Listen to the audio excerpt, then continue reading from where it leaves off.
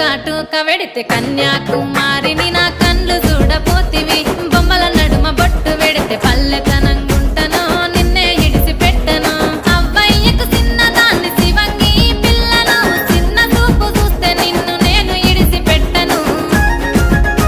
ఓ పిల్లగా అరరే ఓ పిల్లగా అమ్మో ఓ పిల్లగా వెంకటేశు చూడకపోతుంటవో కానకపోతుంటవో నా పిల్లగా వెంకటేశు చూడకపోతుంటవో కానకపోతుంటవో